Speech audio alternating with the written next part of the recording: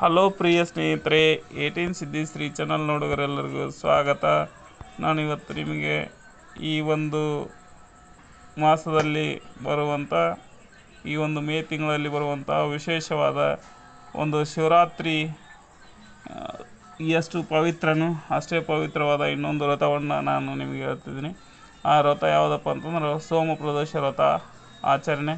ಅದು ಯಾವಾಗೈತಿ ಮತ್ತು ಆ ಪ್ರದೋಷ ಕಾಲ ಅಂದ್ರೆ ಏನು, ಶಿವನಿಗೆ ನಟರಾಜ ಅಂತ ಹೆಸರು ಯಾಕೆ ಬಂತ, ಇದ್ರ ಬಗ್ಗೆ ಸಂಪೂರ್ಣವಾಗಿ ನೋಡ್ಕೊಂಡು ಬರೋಣ ಬರ್ರಿ.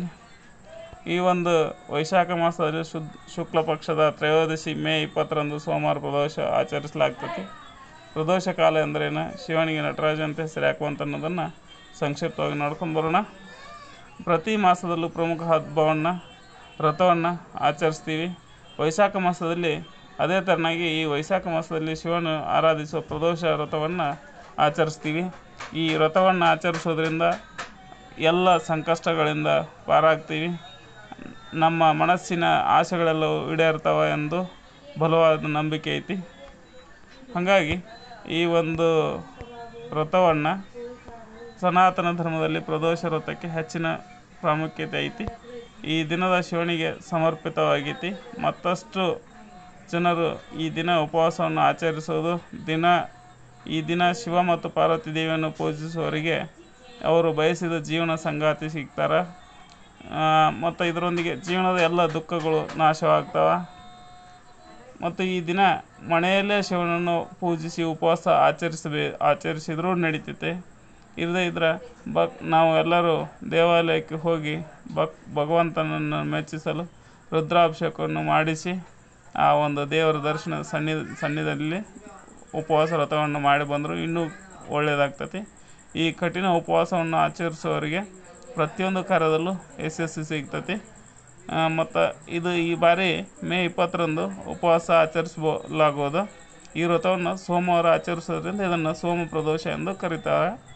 ಇನ್ನು ಈ ವೈದಿಕ ಕ್ಯಾಲೆಂಡರ್ ಪ್ರಕಾರ ವೈಶಾಖ ಮಾಸದ ಶುಕ್ಲ ಪಕ್ಷದ ತ್ರಯೋದಶಿ ದಿನದಂದು ಸೋಮವಾರ ಮೇ 20, 2024ರಂದು ಮಧ್ಯಾಹ್ನ 3:58ಕ್ಕೆ ಪ್ರಾರಂಭವಾಗಿ ಮರುದಿನ ಅಂದ್ರೆ ಮಂಗಳವಾರ 21 ಮೇ 5:39ಕ್ಕೆ ಕೊನೆ ಆಕತಿ.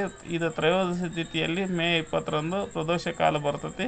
ಈ ಕಾರಣದಿಂದಾಗಿ ವರ್ಷದ ಮೊದಲ ಸೋಮ ಪ್ರದೋಷ ಉಪವಾಸವನ್ನು ಮೇ 20ರಂದು ಆಚರಿಸ್ತೀವಿ. ಈ ಸೂರ್ಯಾಸ್ತದ ನಂತರ ಮತ್ತು ಆ ದಿನದ ರಾತ್ರಿ ಆಗಮನದ ಮೊದಲ ಸಮಯವನ್ನು ಪ್ರದೋಷ ಕಾಲ ಎಂದು ಕರಿತೀವಿ. ಈ ಸಮಯದಲ್ಲಿ ಶಿವನನ್ನು ಪೂಜಿಸಲಾಗುತ್ತೆ.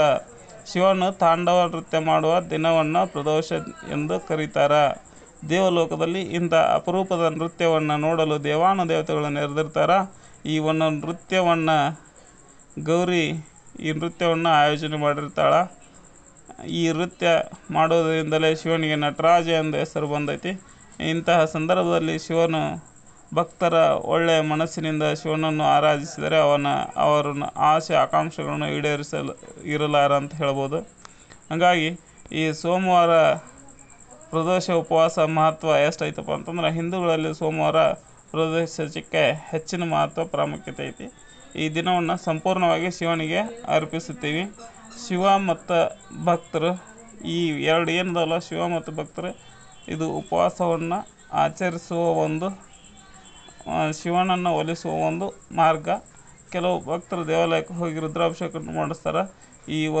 ಇದು ಮಾರ್ಗಗಳು ಪ್ರತಿಯೊಂದೂ ಈ ಒಂದು ಶಿವನನ್ನು ಮೆಚ್ಚಿಸುವಂಥ ಒಂದು ಕಠಿಣ ಮಾರ್ಗಗಳದಾವ. ಕಠಿಣ ಉಪವಾಸವನ್ನು ಆಚರಿಸೋದ್ರಿಂದ ಪ್ರತಿಯೊಂದು ಕಾರ್ಯದಲ್ಲೂ ಜಯ ದೊರೀತೈತಿ. ಇನ್ನು ಯಾರಾದರೂ ನಾವು ಮೆಚ್ಚಿದ ಹುಡುಗನನ್ನೇ ಮದುವೆ ಆಗ್ಬೇಕು, ನನಗಿಂತ ಹುಡುಗಿನ ಬೇಕು ಅಂತ ಏನ್ಕೊಂತಿರ್ತೀವಲ್ಲ, ಅಂಥವರು ಈ ಒಂದು ಪ್ರದೋಷ ವ್ರತವನ್ನು ಆಚರಣೆ ಮಾಡೋದ್ರಿಂದ ನಿಮ್ಮ ಇಷ್ಟಾರ್ಥ ಸಿದ್ಧಿಗಳು, ಇಷ್ಟಾರ್ಥ ಪತಿ ಪತ್ನಿಯರು ದೊರೀತಾರೆ. ಕೆಲವರು ಈ ದಿನ ಭಗವಾನ್ ಶಿವನ ಉಗ್ರ ರೂಪವಾದ ನಟರಾಜನನ್ನು ಪೂಜಿಸ್ತಾರೆ. ಈ ವ್ರತದಿಂದ ಸಂತೋಷ, ದೀರ್ಘಾಯುಷ್ಯು, ಯಶಸ್ಸು ಮತ್ತು ಸಮೃದ್ಧಿ ಆಶೀರ್ವಾದವನ್ನು ಆ ಭಗವಾನ್ ಪರಮೇಶ್ವರ, ಆ ಪರಶಿವ ವಿಷಕಂಠ ನಮಗೆ ನೀಡ್ತಾನಂತ ಹೇಳ್ತೀನಿ. ಹಾಗಾಗಿ ನಾನು ಹೇಳಿದ ಈ ವಿಷಯ ಮತ್ತು ಈ ವಿಡಿಯೋ ಇಷ್ಟವಾದರೆ ಲೈಕ್ ಮಾಡಿ, ಶೇರ್ ಮಾಡಿ, ಕಮೆಂಟ್ ಮಾಡಿ, ಸಬ್ಸ್ಕ್ರೈಬ್ ಮಾಡೋದನ್ನು ಮರೆಯಬೇಡಿ. ವಿಡಿಯೋವನ್ನು ಸಂಪೂರ್ಣ ನೋಡಿದ್ದಕ್ಕಾಗಿ ಧನ್ಯವಾದಗಳು.